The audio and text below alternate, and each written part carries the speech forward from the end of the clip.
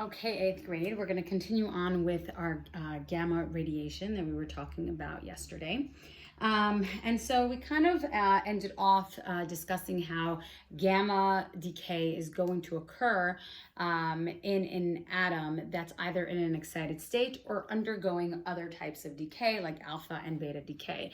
And when it's undergoing other decays, it's going to be in a state where it's already unstable. There's lots of energy in there. And so energy is going to have to get removed somehow, and so it's going to be emitted as a gamma ray. And so today we're going to talk about what exactly is a gamma ray. So yesterday I talked about this photon, right? I said how photons are released from nuclear decay. So what is a photon? Let's go back a little bit. We've kind of talked about this before, but let's go back and review what a photon is, and then we're going to talk about what exactly is being released when we talk about gamma decay. So a photon, try to write big so that you guys can see it. So a photon is basically a wave of energy, right? There's this electromagnetic spectrum, we refer to it as well. So the electromagnetic spectrum. Now, there are various different electromagnetic spectrums. A photon happens to be one example of it. Okay, and so basically what we have, if we have a spectrum, that means that there's different parts to this whole, right? And so the different parts, there are actually 7 different parts on a photon, and basically it's basically a wave of energy, and there are different sections. Some are lower energy, and at some points there's higher energy. And what makes the difference in the amount of energy is the wave itself, right? How much energy will that wave itself have? So we have 7 different parts, so let's label each part. So we have radio waves. Hopefully you can see that. That's radio waves. Then there's microwaves, which is where we actually get the word microwave from, right? Because what happens is it uses radio waves and actually condenses those waves, and when that happens it produces heat, and that is going to cause the water particles in whatever food is in the microwave to start to speed up. And remember, we talked about atoms. When atoms move, it's the movement of the atoms that actually increase temperature, right? So the faster they move, the higher the temperature. The slower they move, the lower the temperature. So that's basically the concept behind how microwaves work, and that's why they're called microwaves. It's actually we are actually taking radio waves and making them go faster, right? We're making the atoms go faster by increasing the energy into a microwave. And so microwaves are actually not dangerous. A big misconception. All right. So we have microwaves, then we have infrared waves. That's a lot of times used in night vision, and it picks up heat. And that heat is the heat associated with infrared waves. And then we have a portion here that's called visible light. And this visible light is also broken up into different portions as well. And that's going to be the different parts of the rainbow, the different colors. So that's red, orange, yellow, green, blue, indigo, and violet.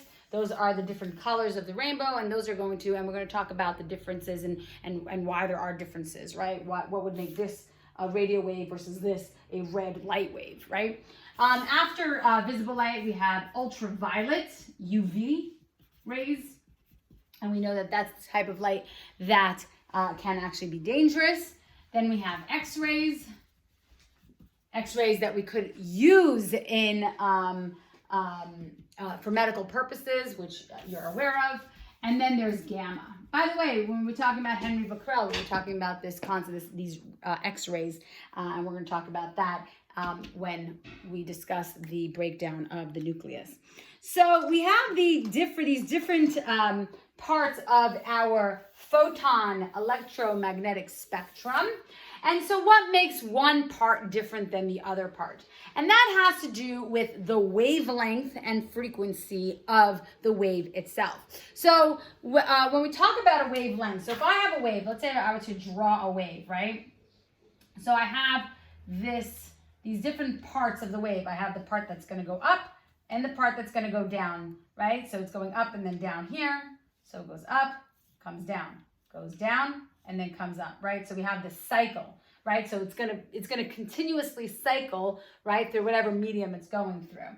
Well, it's gonna go up again, right, and then down again, right, up again and down again. So the distance between this point over here, so I'll draw a little man up here, and this point over here, I'll draw a little man up there, right? The distance between these 2 points is the point from the top part of this wave and the top part of this wave is what's called the wavelength, okay? So wavelength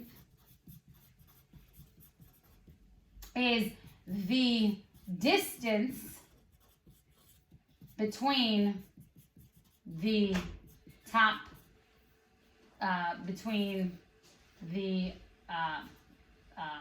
most upper point on the wave until, you know, the most upper point on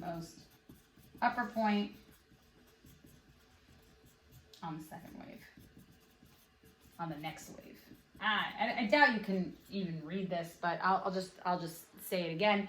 So the wavelength is the distance between the most upper point on the wave until the most upper point on the next wave. So that's how we can measure it, right? So from this point to this point, what is this distance, right? And sometimes they'll be far apart, kind of like if you think about when you're in the ocean, right? You have one wave and then the next wave 10 minutes later, and then the next wave 10 minutes later, right? So the distance, right, that's going to take about, when, you know, we measure it in time, is going to be 10 minutes, right? And, you know, depending on that measurement, you can measure it in distance as well. Well, here on this photon, we're going to measure the distance between each of the different parts of the wave, okay? And some of them are going to be really far apart, and some of them are going to be really, really close together, okay? So when we talk about wavelength and frequency, frequency is how often they're going to come, right? So like when I was saying about the ocean, right? So we can measure the distance between one wave and another. So if you're sitting in the, you know, by the beach and a wave comes and then there's another wave about, you know, 50 feet away, you can measure that distance, right? And your frequency is going to be a low it's going to be a low frequency, right? Because it's going to be further away, right? As opposed to it being 2 feet away, right? There's going to be a higher frequency. So there's a correlation between the wavelength and the frequency, okay? So the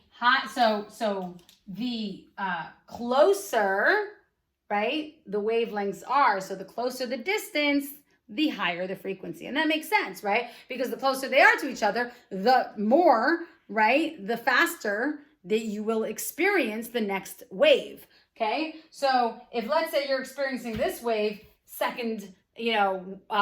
this wave, and then 2 seconds later experiencing the next wave, that's a higher frequency than if you're experiencing it 10 seconds later, right? Which means that the wavelengths are going to be closer to each other, right? It's going to be shorter wavelengths. So short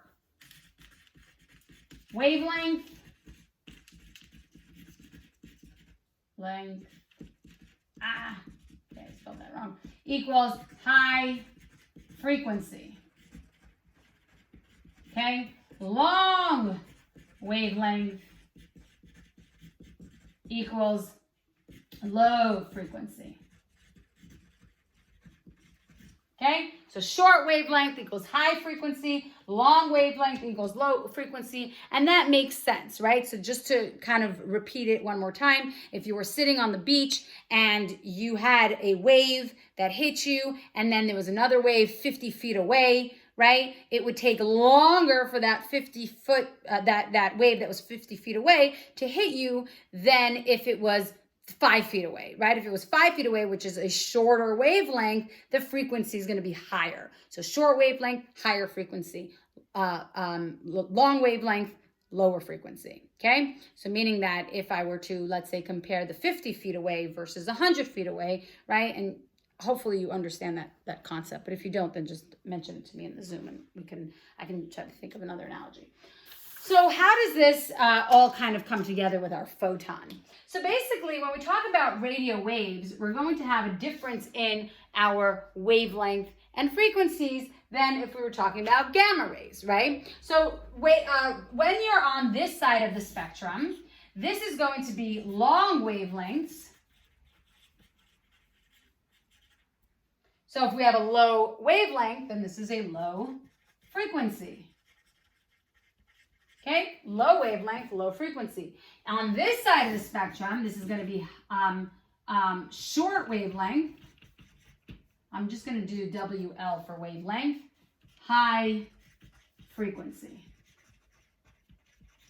Okay, and basically what it would look like is these would be further away from each other, right? And then when we get to microwaves, they'll get a little bit closer to each other. And then when we get to infrared, they'll be a little closer to each other. And by the way, so why is there a difference in the visible light where we have the different colors? Well, notice that on this side of the spectrum, right, the wavelength and frequencies are going to be different than this side of the spectrum, right? So the colors that are closer to this side of the spectrum, right, are going to have longer wavelengths, lower frequencies. Okay? As you get closer, you're going to have shorter wavelengths, higher frequencies. And then you're going to get to here where it's going to be shorter wavelengths, high frequencies.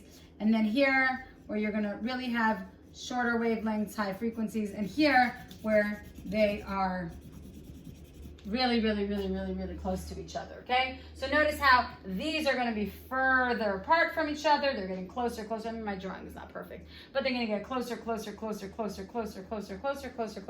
And then when we get to X-rays and gamma, they're really, right, those wavelengths are really short, meaning that the distance from here, and I'll take another color so that you can see that.